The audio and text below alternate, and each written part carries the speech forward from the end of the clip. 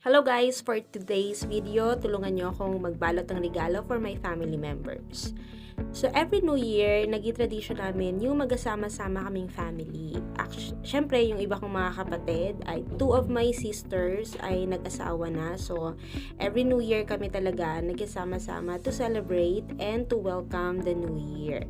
So for this year, ang ginawa namin is the usual na ginagawa namin. We do exchange gift and then salo-salo kaming kumakain. But for this year, dahil nga for the past year, medyo napansin namin na sobrang pagod kami lahat. Actually, not lahat. Pero napapagod kami to prepare for yung mga kakainin namin. So, ang ginawa namin is nagkanya-kanya kami or naging usapan namin na kanya-kanya na kami magdadala ng food para hindi na kami mahihirapan magluto at mag-iintay na lang kami ng 12 midnight. At ito nga, pag 12 midnight na, first we pray and then kumakain kami and then nagkakaroon ng mga palaro.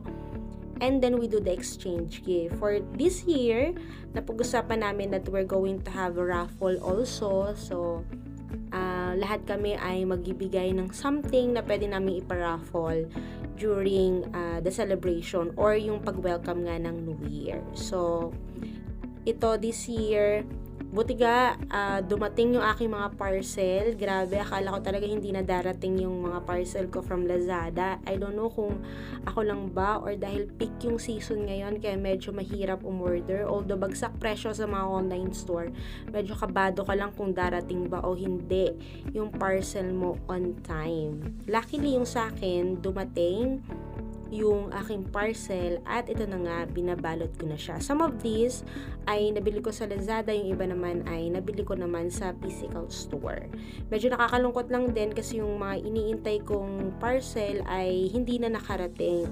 Ano na siya, kinancel na mismo siya ni Lazada kasi hindi pa rin siya nasi-ship anong petsa na.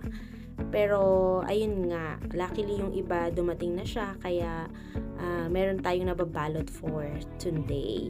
Yan. Kayo ba, paano nyo ba sinaselebrate yung New Year? Kasi kami after this, yung family celebration namin, pupunta rin kami sa aming maliit lang naman na reunion. Yung mga nandito lang sa kalapit sa amin, yung nag-gather together and then may mga palaro din.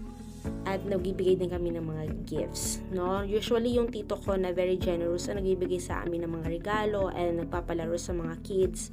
Yung mga anak niya talagang very enjoy kami kapag New Year's time. Unlike kapag Christmas, 'di ba? We tend to celebrate it with our family members. Pero kapag New Year na, yan may mga gatherings sa tayo like small reunions. And then itong isa kong ibabalot dito, actually yan, parang last na tong part na to sa pagbabalot ko for my family members. And then, kanina nga binabanggit ko, hindi dumating yung aking parcel na supposedly para sa dalawang chikiting na aking pamangkin and then sa aking baby girl na si Leah. So, ang ginawa ko na lang here is kumuha na lang ako ng pera. Ayan, yung pera nilagay ko na lang sa sobre para yung gift ko para sa kanila.